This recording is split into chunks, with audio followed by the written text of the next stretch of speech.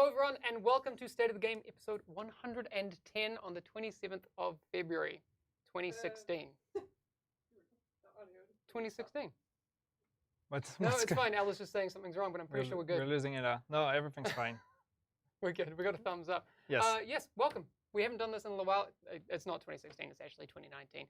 But my name's Hamish, and I'm here with Yannick. How you doing, man? Hello. You good? I'm doing really good. Yes. Yes. It's as I was saying, it's good to be back here. It's good that we get to the State of the Game again. I know, it feels nice. Yet, although it feels kind of different, so it's different. It's gonna be interesting. Feels so official, you know. Like I know, we have a table, we actually have paper now and everything. It doesn't smell like a gross old couch now. We have a screen behind. I mean, it's all like it's just such a mess. We have done some things. No, it's not a mess. It's less of a mess. Yes. That's probably what I'm looking for. You may have already noticed as well, if you are subscribed to various YouTube channels, that a trailer has just gone up, focusing on year one. It's 5 o'clock, right? Yeah. Yeah, okay, I'm not spoiling anything. That has gone up, and we're actually going to take a look at that in just a second. I know people have been talking a lot about year one and that sort of thing, and today we're going to be talking a bit about that. So let's, before we get started with the stream, take a look at what's going on in year one.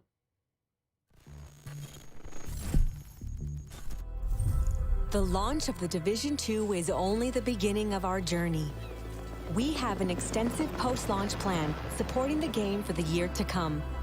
This content will be free and accessible for everyone. It all starts shortly after release, with the introduction of Tidal Basin, a new challenging faction stronghold held by the Black Tusk. Next up is the launch of Operation Dark Hours, the first 8-player raid in the history of the Division. Team play and coordination will be the key to success. As the year unfolds, we will be releasing 3 new episodes. Episodes are free major content updates with additional narratives and missions, new PvP and PvE modes, as well as 3 entirely new specializations. New threats will rise as the situation in Washington, D.C. evolves. Our first free episode, DC Outskirts Expeditions, will take you to the surrounding areas of Washington to fight for the liberation of the city in 2 additional main missions. The first major update will also introduce a new game mode. Division agents must form an expedition to investigate the fate of a lost convoy, encountering unexpected threats along the way. The second free episode, Pentagon: The Last Castle, will host its own narrative extension with additional main missions and introduce a new experience, as agents will have to storm the Pentagon and unveil the secrets that hide beneath one of America's most iconic locations. The third free episode will close the first chapter of the Division 2 storyline and pave the way for even more content to come. We will also introduce 3 entirely new specializations. Each of them will bring in a new unique signature weapon and skill tree to unlock and master. New endgame specializations will help you redefine your own personal playstyle as you take on new high-level challenges. The Year 1 Pass owners will enjoy 7 days early access to the episodes, instant access to the specializations as they release, a series of 8 classified assignments revealing more about the fall of DC, base of operations projects, more bounty targets, as well as trophies and unique customization items. The Division 2 is an ever-evolving game that we are committed to keep improving upon as we listen to community feedback. There will be vast amounts of varied new content deployed in the coming months. No matter your playstyle, there will always be something new for you to experience. We look forward to seeing you on the streets of Washington, D.C.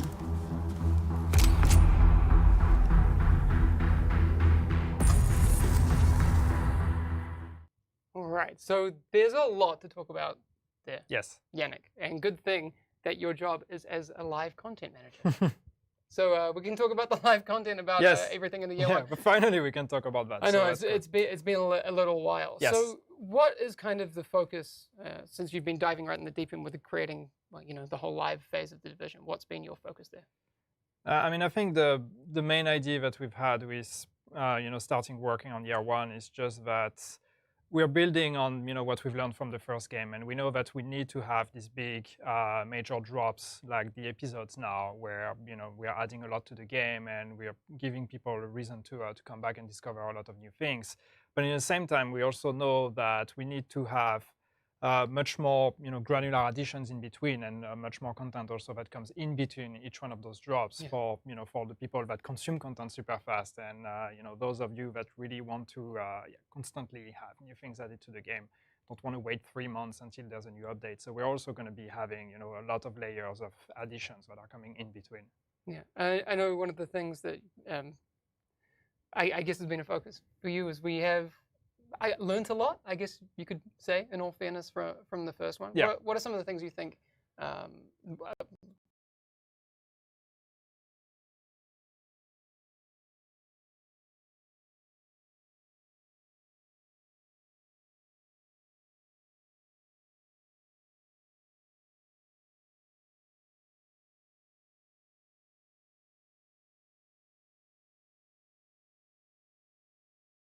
wanted to get more of the story and keep discovering the story as it progresses. And in Division 1, we had a lot of game modes and everything, but not necessarily a lot of new narrative content. So I think it's great that here with Division 2, we are actually going to be delivering on both ends. So we're going to have new story, new narrative things to explore, and also new experiences for the players.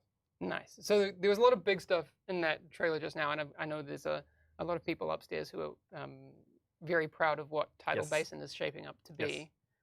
What can you tell us about strongholds and that sort of thing? Well, I mean, strongholds are part of the structure of the game, and this is up to this point that's going to be the ultimate challenge, the hardest, toughest content that you can do out there. And Tidal Basin is actually the final stronghold, so it's going to be the the base where the Black Tusk is actually. Where the Black Tusk is actually attacking the city from, and where you have to actually bring the fight to them. So expect something that's going to be tougher and much more intense than what a mission, when a main mission would actually be fighting the Black Tusk, going in there and trying to take it over from them. So that's going to be very interesting. Yeah, I mean, no spoilers, but it's impressive and big. That's all I say. Yes. So all the people that have been working on that upstairs, great job. Yeah. Obviously, you mentioned, well, not you, but the trailer mentions episodes. Yeah. Is there anything you can clarify on that? Well, I mean, the episode, so as the trailer says, I mean, it's like there's 3 episodes that we're planning for year 1. And so each one of them comes with, an addition to the narrative. It comes with new story, and it comes to the overall main thread and main story of the game keeps progressing during the entire year. So as we revealed there, like the first episode is going to bring the players in or to the outskirts of Washington, D.C., where they're going to have to explore new narrative threads or the follow-up of what happened in the main campaign of the game. And you'll have 2 main missions for that, and as well as a new experience for the players to get involved into. And then following that, we'll have also the second episode, which is very exciting because we're actually going to go to the Pentagon. And that's really exciting because you're in Washington, D.C., and where do you want to go? Well, how about the Pentagon? How about... Yeah, are we allowed to say that yet? I mean, it's... Well, I hope we are, otherwise I'm like... I didn't do it. Well, the trailer says it, so... Okay. I guess cool. we're fine. Oh. We're fine. Whew. All right, I must have missed that. Cool. No, the Pentagon, that's freaking... Yeah. That's going to be some pretty solid content. Yeah. No, all right. Sorry, you just gave me a little heart attack there. I just needed... Whew. No, it's fine. Okay. It's actually Wasn't fine. sure if that was one of the things we could... Yeah, okay. No, we're all right.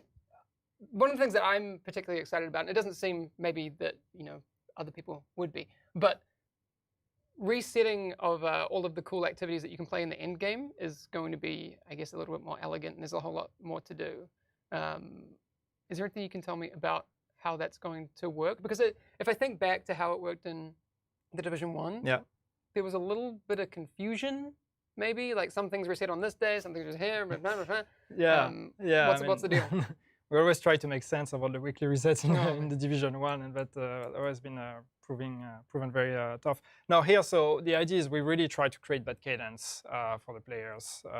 So everything that's going to be resetting on a weekly basis will actually make sense. The resets will be happening at very specific moment for for the players to feel like, okay, now is the time to come back because now all my resets actually happen, and now there's a lot of new fresh things and also try to leverage that as much as possible to create that basic rhythm, that basic layer of like every day and every week I can come back because there's new things to do. Yeah. And then on top of that, we're going to be adding even more. Cool. So, just getting a little bit ahead of myself, maintenances for the game. Yeah. These are the things I like talking about because... Let's talk about the most exciting Maintenance. topic. We're No, talking but about it is one of the post-launch. things. Let's make a segment about maintenance. But the reason why we're doing this stream on a Wednesday Yeah. is because going forward, I really want to make sure that we have this time to check in with the community Yeah. before the reset and the maintenance and all of that happens. Yeah. Is that going to be the case? So Thursday maintenance? Yes, Thursday. I mean, that's what we're working with at the moment. That Okay. may always shift depending on how things go when the game launches. But Mhm. yes, we are aiming for maintenances on Thursday. So yeah, we can have the state of the game, talk about the things that are Yes, coming. people know what's coming. Yeah. And that's when resets are going to happen. That's also what we Okay. are aiming Right. for at the moment. So hopefully we can give people some, So some it's like pointers so about there's what's a clear moment where like the game shuts down, and then when it comes back, everything reset, and it's all new and fresh, and you can get there for the weekend. That's nice and elegant. I feel good about that. That's It's tidy. my It's, OCD is like, Yeah.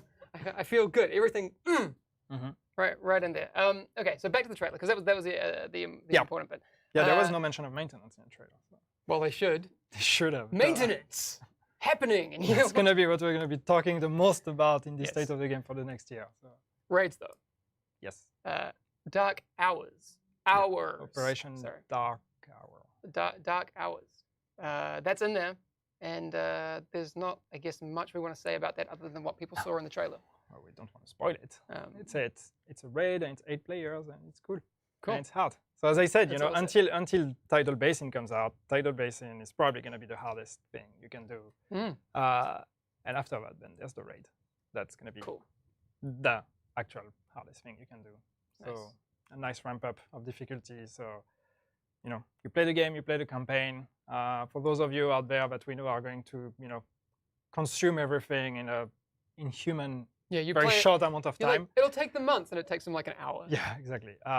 But yeah, so then you can start getting ready for the race of Tidal Basin, and then after that, you can get ready for the raid. Yeah, there's a lot of min-maxing to do. So Right. I think Oh yeah. a lot of people will, Yes. have a lot of, spend a lot of time on that. We've obviously shown during the beta phases there are 3 specializations in the Mhm. game when you hit max level. Yeah. But 3 more in the Yes. year 1 pass. Well, not just in the year 1 pass, but in year Yeah, 1. during the whole year one. What can you tell us about the specializations? Because there's not really much information to glean from the Mhm. trailer. There's maybe a little bit that you can glean from the trailer, which is Smart people it's find hits. But yeah, it's so Mm. yeah. Just to be clear, we have the 3 specializations that are part of the game that are at launch. But when you reach the end game, you can unlock and you can play with.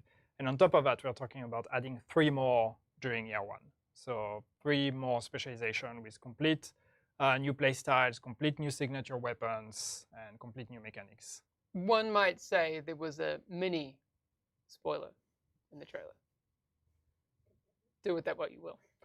I'm just Everybody's gonna go back. I'm Like, just saying. what was it? I mean, like, that Reddit's already like got a thread about the trailer Yeah. with everything, way more than we knew.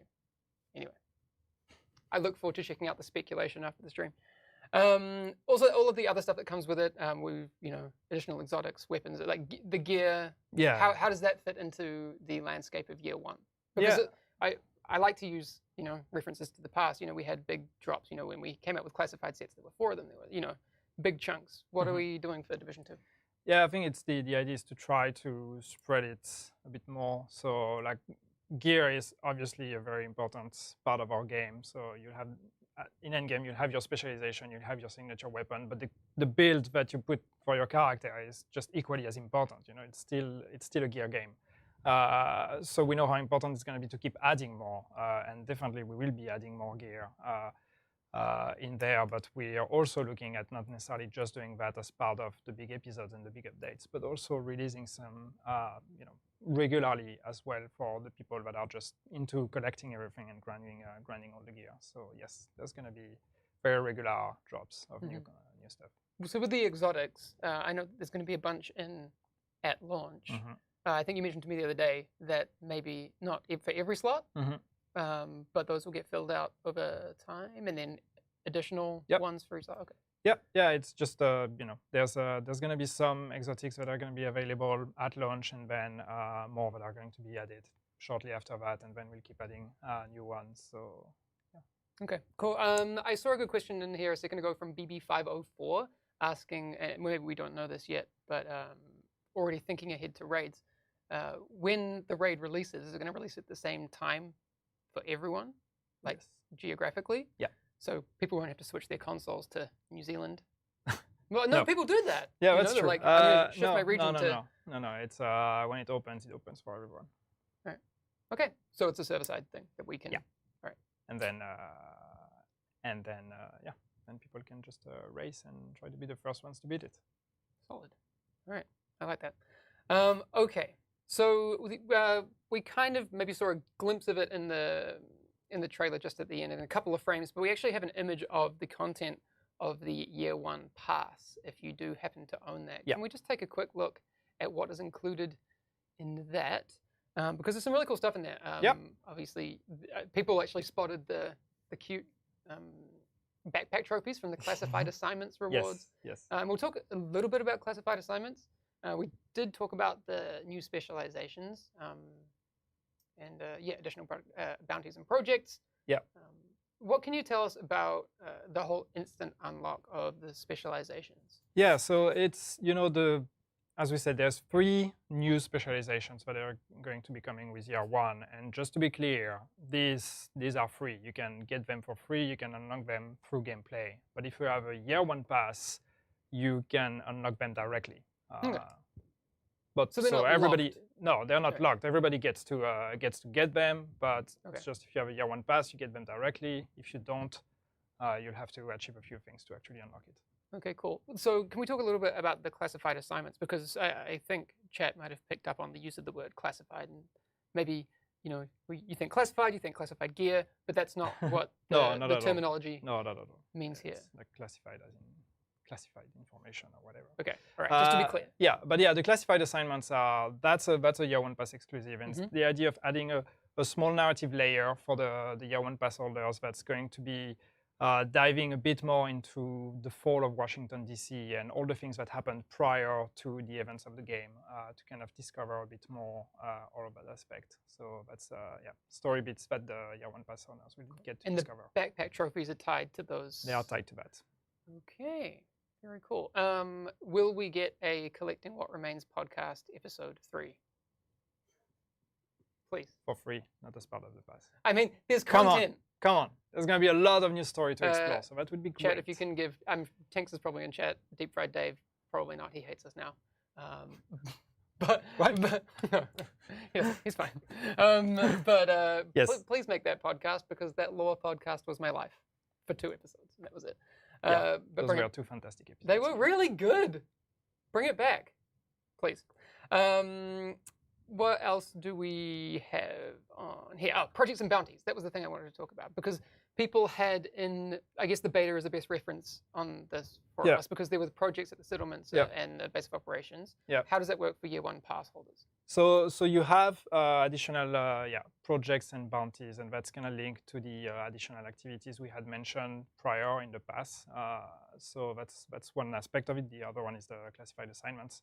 And the idea here is just how to give just an extra benefit to the Year One Pass holders. So what they will have is extra daily projects and also an extra weekly bounty on top of the ones that are normally available in the game. They won't have any extra, any exclusive rewards or whatever. It's just one additional avenue for people More to to get do. gear. We haven't shown the full bounties scope in the beta with the bounties network, but that's a similar type of thing for Year One pass holders. Yeah, I mean it's the same thing as what will be available in the game. It's just you get one extra weekly one as a Year One pass holder. Cool. So it's the whole fantasy of like hunting down high value targets and everything. It's an extension to the HVT feature we had in the first game. Just a cooler version. Cool.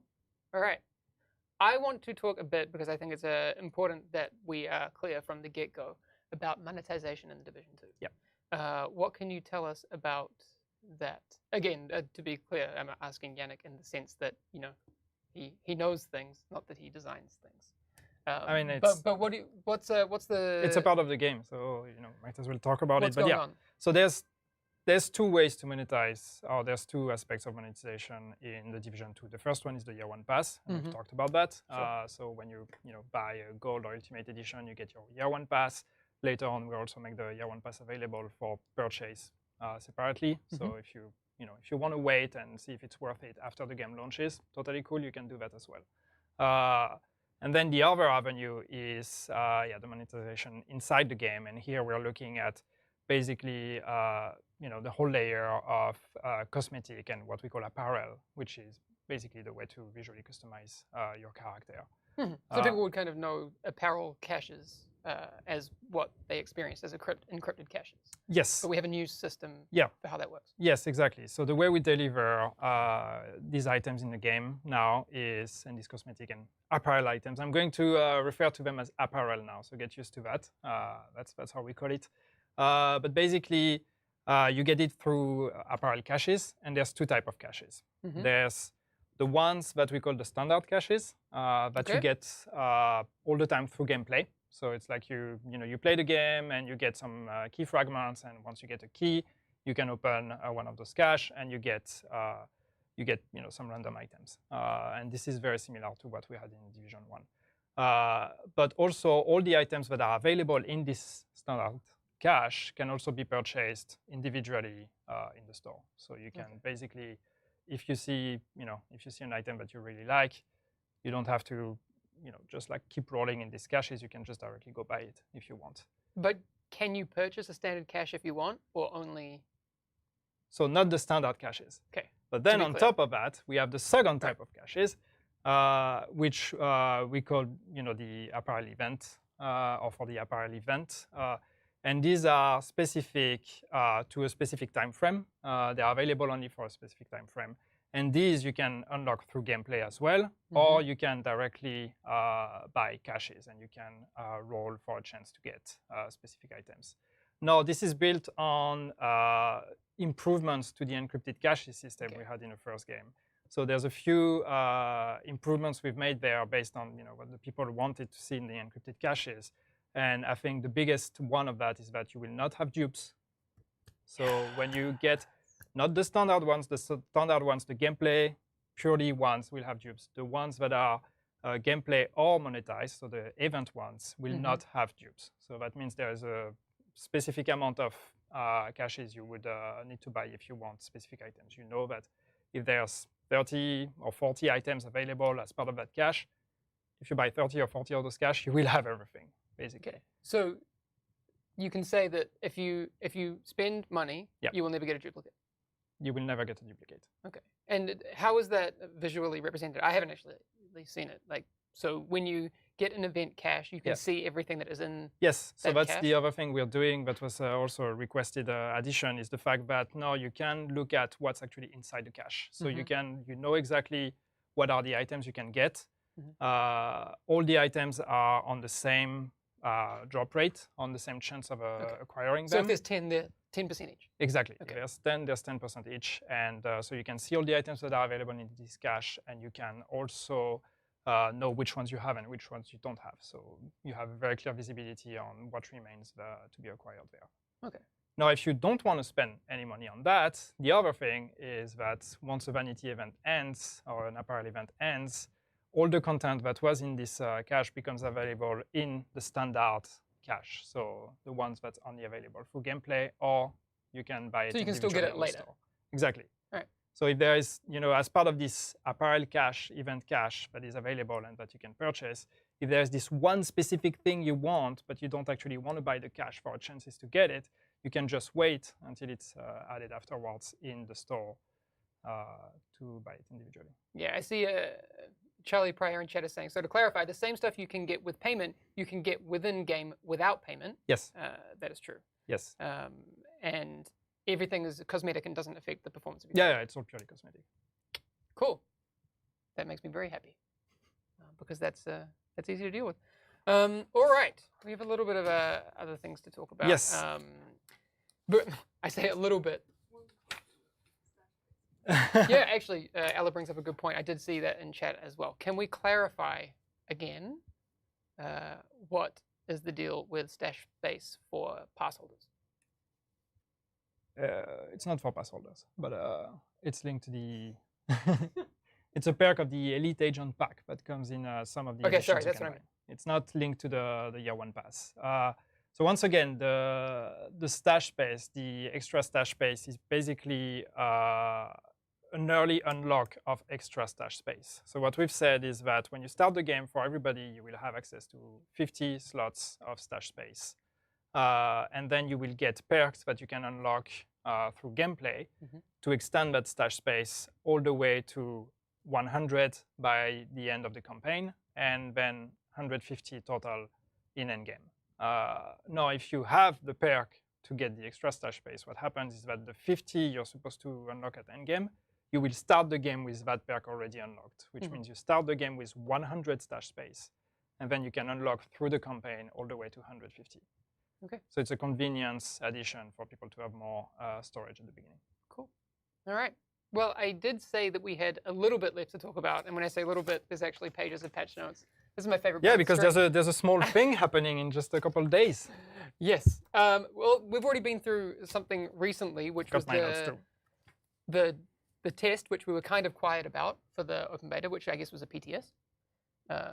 Yeah, we I mean, did. we had the technical test, and the idea with this technical test was just we've made a bunch of changes, as people have seen now, from the private beta for the open beta, and we just wanted to make sure, we wanted to confirm that those changes were actually a positive for the game, made the game better, and there's some, final things we wanted to test before we open the gates for the open beta. Okay. So how did the test go?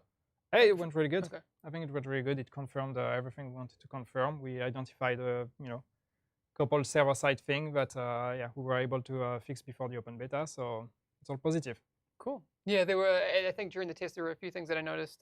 People were getting the notification for the Viewpoint Museum mission, but we hadn't opened it. Yeah. Made it because available. it was actually the open beta build. So like there's new content, there's new stuff available in the open beta compared to the private beta.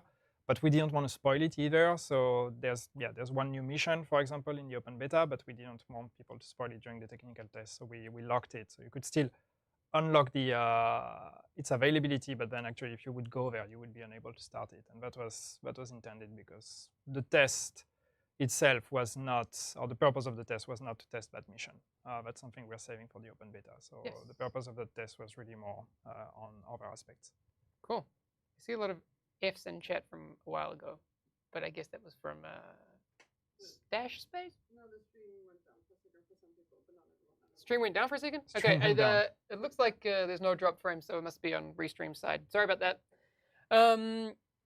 Yes, so in the upcoming open beta, which starts on Friday? Yes, Friday. At 10 a.m. our time, so 10 a.m. CET. Yes, so 4 a.m. East Coast, 1 a.m. West Coast, 10 p.m. on Friday night for New Zealand, and Sydney, 8 p.m. So it's important. It's important that people know. I can't do that. Well, I mean, New Zealand's kind of easy right now because it's just 12 hours. Okay. And then Australia, Eastern Australia. 12 hours ahead of us. Yes, because we're from the future. We know things. You know things. We know things you don't know. You see the days before us. Exactly. But there are some changes made to the build. Yeah. And there's a few things I want to go through that I think are really cool.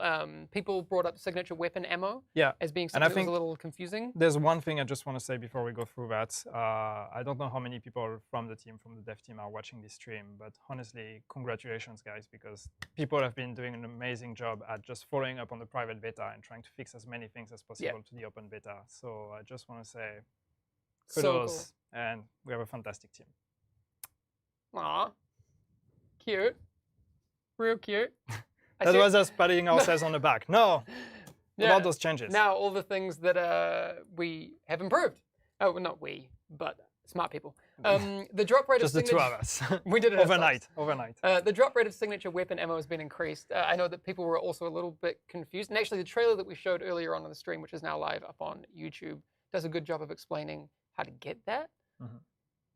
What's the case for open beta with this change? I mean, it's just again, it's the idea of, like, a lot of people had difficulties in the private beta with the end game mission to actually get ammo because it was not necessarily clear how to get it, and even when you would actually succeed, you wouldn't get much. So people didn't really get to experience the signature weapon the way we would want them to. So it became very clear that we just needed to be a bit more generous in you know, in signature ammo. So that's the idea behind this change. Basically, it's just, you know, give them a bit more, and so people can actually have fun with the signature weapon. There's also parts of the specializations that aren't in the beta build as well. Like, so there's that whole ecosystem which people will find out at launch. Yeah, I mean, definitely. The whole trees. There's a whole progression aspect of the specialization is not actually available in the beta. So there's much more to dive into once you actually get to play them in the real game. Exactly. The real game, I was going to say. The real the game. beta is not a real It's thing. not a real game.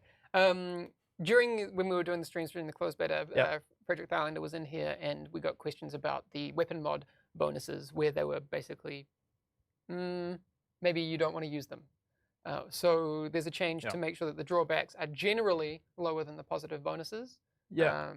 So that's cool. I think that's exciting. Yeah, I think that was the feedback we got as well. Was just like, you know, the end result of the plus and the minus resulted in something that was pretty much neutral, and you know, a mod should still be a bonus at the end of the day. So I think that was important to kind of tune that a bit, so it feels like you're gaining something by using the mod. Yeah, I heard people even saying that, like, maybe it makes sense to run unmodded, and I guess that kind of That's not something we really want. the way we want it.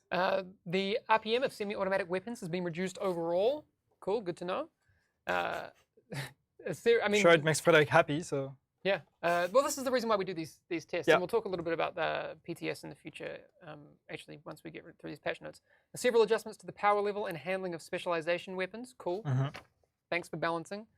Enemy health and armor. There's a lot of tweaks there. Yeah, there's a lot, and I think it's just to go on that very quickly, but it's you know, it has to do with the armor and the tankiness of NPCs and the bullet sponginess in a way. So we're pretty happy with where the game was at, but there were still situations and things, especially in the end game mission, where you know, it just felt a bit too much. So we wanted to address it, and this is a direct answer to that. It's just You'll be interested to hear from the people who have played the hardest difficulty with the 4-player scaling, and seeing how that's affected in the open beta. That's really cool. Increase the team-wide cooldown for enemy NPC grenades, RC cars, nice, and because suicide Hamish marked in drones. yellow the things he wants to talk about. I didn't mark in yellow. Ella did that. So Ella marked in yellow the things she wants. No, they're important. I mean, I don't want to claim. Not that the claim other your- changes are not important. They are. There's a lot, but we'd be here all day. There's if a we lot, went but through yeah, all of that them. would be a 2 hours stream just to talk about them. But yeah, so the Black Tusk enemies that start throwing, you know, driving their little RC cars at you and suicide drones. That's going to be. Yeah, it's reducing the spam a bit. Load, It can get a bit exhausting when you're just constantly being spammed with. And there's some Hyena Russia stun baton shock status effect changes. So that's cool. The one, this is my favorite, I think. Despite the meme potential, sorry Reddit, that's what it says if you read the patch notes. Russians do not curse as much while rushing the player anymore. It was incredibly annoying. Drew sent me a It was video. incredibly annoying. Drew, who's been on our streams and is in charge of the AI here, he sent me the most hilarious video of a Russia just going at it. It's anyway, it's one of those things that I will sadly miss, but I'll save that video and we'll share it in a few years because it's hilarious. But yeah, that's lowered a little bit. Yeah, that should be a bit quieter, a bit more, you know. No, it's not gone. They're still rude. No, it's not gone. They're still super rude. They're still insulting you. Yeah, it's still mean. Fixed an issue where having VSync off would cap the frame rate to 60. I mean, that makes no sense. Turn VSync on, it should cap frame rate, sure. Yes. But these are all the things that, again, tests come back to. Do you want to take over from there? Yeah, I mean, the ones that are highlighted here, like fixed an issue with airburst grenades, sometimes damaging the player on the server before the client grenade reached its destination. Basically, that's the grenade delay. that people noticed, and some people got concerned, like, oh my God, did that come back from the Division 1 because we had that issue in Division 1? It was actually a complete different issue, but the experience and the result was pretty much the same. So yeah, that's fixed. Cool. Which is cool because we had Philip just here actually to talk about it when we were doing the beta stream. Oh yeah, when you spoiled the open beta. But I was may have mentioned something about an open beta. Thanks, man. I try to keep it discreet. I that try was to fun. make science to chat to keep it to themselves, and But- then ends up in a clip with like tens of thousands of views. Hundreds of thousands. Did you know that was one of the most watched clips on Twitch? Was it? Yeah. Was it the top? The fifth most watched clip. Yeah, fifth most watched clip. Can I that put week. that in my CV? Yes, you can. You can put it on your LinkedIn. Well done. It's gonna make employers very confident in yeah. hiring me. And now there's we probably shouldn't talk too much about that because there are important people watching the stream downstairs that we Well, for all I know, I Right. might have said something I wasn't supposed to say already in this stream. So sorry. I might be fired, and I don't even know it yet. Yes. A cooldown has been added to aim assist. Oh, this is Moving important. on. Moving on, and this is for our console friends out there. A cooldown has been added to aim assist, preventing snapping on the same target repeatedly within a short time. And you know what we're talking about when we're talking about that. That thing. That thing. Yeah. Cool. And again, give us feedback on the open beta because we and we've broken record, or as Ella would say, broken CD. That was fun. But I feel like we have talked about this a lot. We talked about it a lot during the Division 1, and it's going to be one of those things that we consistently want to address. So again, we understand the frustration for the people who are dealing with those issues, and do let us know if the changes that we've made for the open beta assist your experience, because that is important. Absolutely. Fixed a bug where a player could repeatedly pick up loot from the same Dark Zone crate. That seems broken. Cool. Not anymore. Again, and I've always said this, killing wildlife will no longer trigger skills, you monsters. That's what It's it also says. written. It's not Hamish. Hamish doesn't care if you kill wildlife. It's just No, what the just be patch notes said. consistent. Just because. Like, anyway, if you're gonna kill people, kill wildlife, I just, Well, you're not killing people. Well, here's You're my playing a video game. and this is my opinion and not the opinion of Ubisoft. But if you can kill Shut it down. no. I'll say, if you can kill animals, you should be able to kill civilians. It seems like a bit of a double standard. Just saying. Division 3. But would it trigger skills? Is the question. Okay. All right. This is my opinion. It seems inconsistent. Fixed weird doors. Good. I mean, they get everywhere those weird doors. No, it's true. I don't know why we still have weird There's doors. so many doors in the game, so there ought to be a few weird ones. Yes, exactly. All right, a couple more, and then we are out of here. Improve several NPC animation issues such as legs snapping, offset weapons sliding across the ground, and missing facial animations. Yeah, there were a bunch of those in the beta, and people reported them, and everything that kind of looks ugly with the NPCs behaving weird. So we improved a bunch. It says improve, not fixed. There might still be some in the open beta. So if you experience any issues like that, please, if you can actually make a short clip of it, that's even better. But do let us know. Cool. Enabling and disabling the on-call option with the controller now works properly. Cool. Improved. Loading screens have been made slightly darker. Again, not a dark mode, but they are slightly darker. Yeah. It might sound like it's not that big of a deal, but actually we got a lot of feedback on that because. Oh no, that's what I mean. For those people who were giving that feedback, which I saw a lot as well. Yeah. That is, tuned down a bit. Again, the brand, the visual identity for the game, the Division, and you'll actually see it on the whole state of the game screen behind us. It is a bit brighter, a bit, all of that. You can see it. Look, like this. So we're aware, and that has been fixed. Okay, and there's a whole bunch more. I'm trying to see patch if notes. there's anything cool in there. But if any of our mods can post those, because they are up now. Yeah, they're posted. Cool. Also, do people need to And there's one you actually did not highlight, but I think is very important because that's the one that almost got me fired. Fixed an issue where on-call status did not persist across sessions. Cool. So that's the call for backup. If you turn it off, it will stay off. That's good. We will have this fixed for open beta. Is Great. what someone said. Someone also asked, well, it was Ella, but I know people in chat asked about it too. If they play the private beta, have the client installed for for the open beta, what should they do with their game install? Should they delete it? Should they Oh, the private keep it on beta? there? No, keep the private beta client if you still have it. You won't have because- to download everything if you Yeah, have the that? open beta is going to be a patch. So it's going to be a patch to the private beta client. So yeah, if you still have it, keep it, but we'll save you a few gigs of download. Cool. That's good news. Yeah. I guess that's all we want to talk about in terms of the open beta. Well, I mean, have we said? I mean, people saw in the technical test, but new level cap. Yep.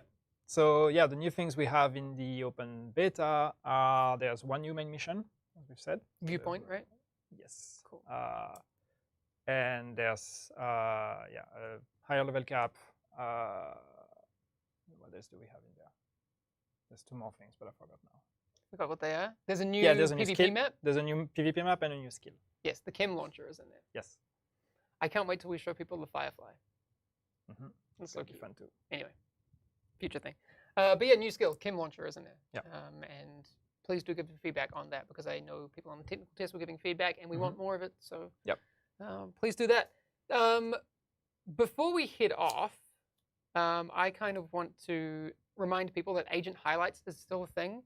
And also, I want to start a new thing on the stream yet. And I don't know if we've talked about this. But over this whole period of the betas, have become kind Kind of... of script. No, this is on script.